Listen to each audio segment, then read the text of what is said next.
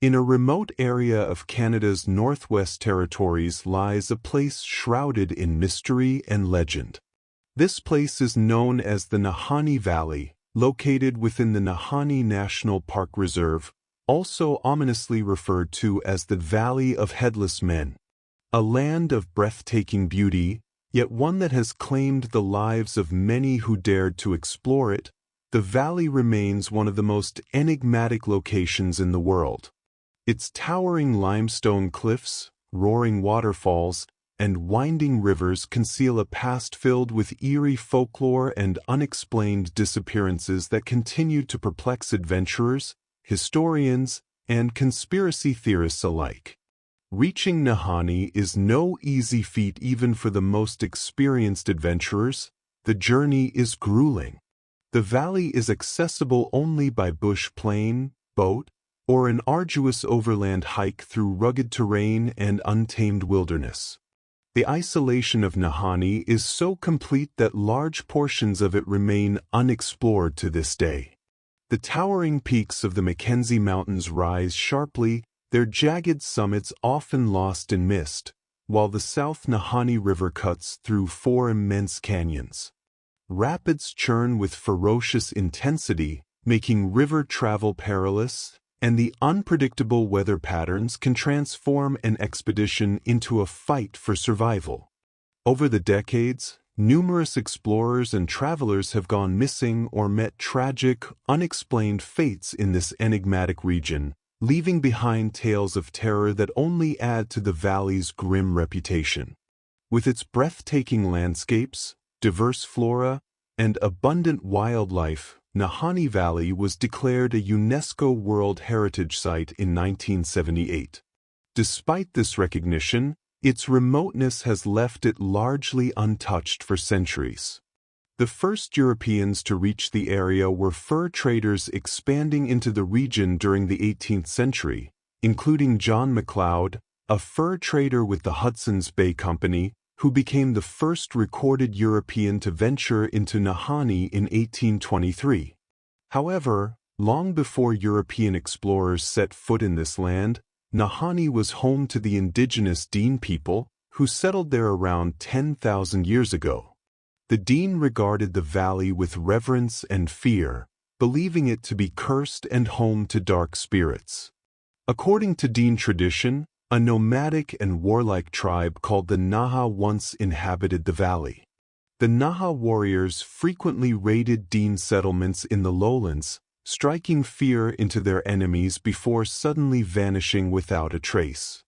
To this day, no definitive evidence of the Naha people has ever been found. Some speculate they were wiped out by an unknown force, while others believe they retreated to a hidden valley or underground refuge, never to be seen again. The Dean also spoke of the Nakanni, hairy, man-eating giants said to dwell in caves by day and hunt by night.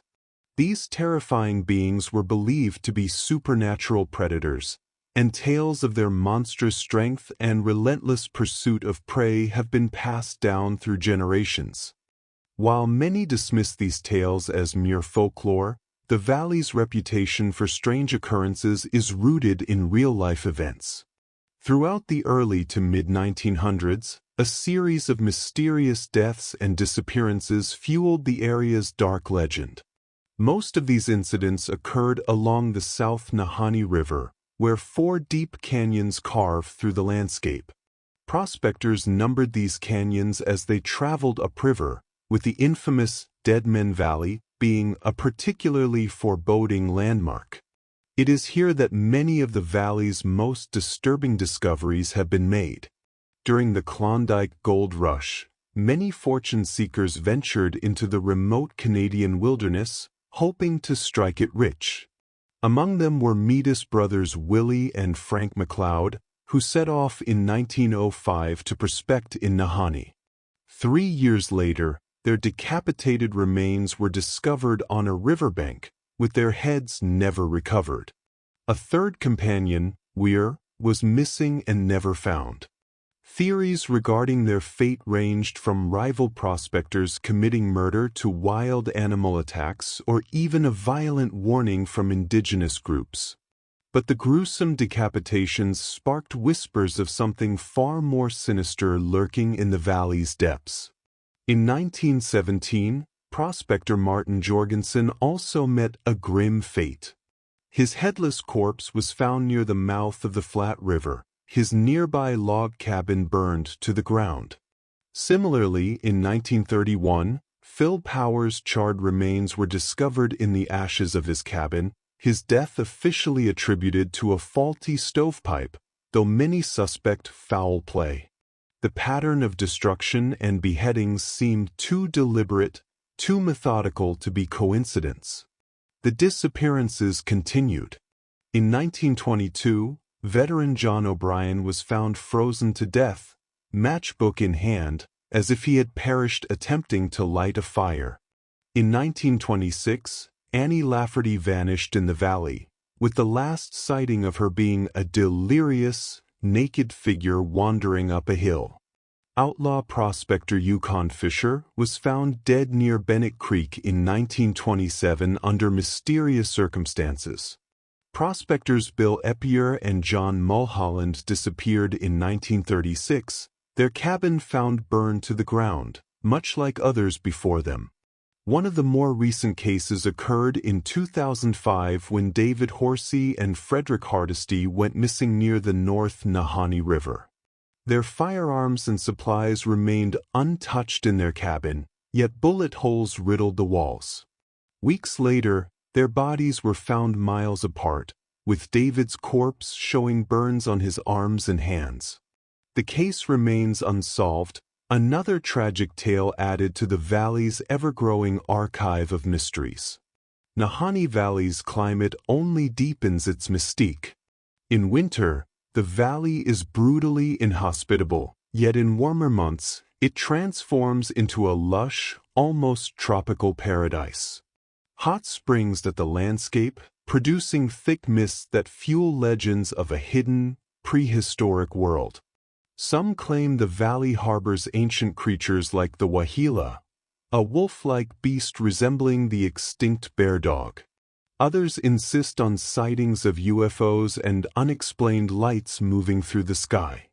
Some even believe Nahanni conceals an entrance to the fabled Hollow Earth, with vast subterranean caverns yet to be explored.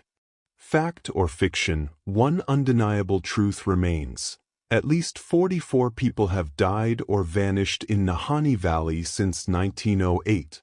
Could these tragedies be the result of territorial disputes, feuding prospectors, or the unforgiving wilderness? Or is there something more, something supernatural, lurking in the depths of Nahanni? The mystery endures, waiting for those brave enough to seek the truth, knowing they may never return.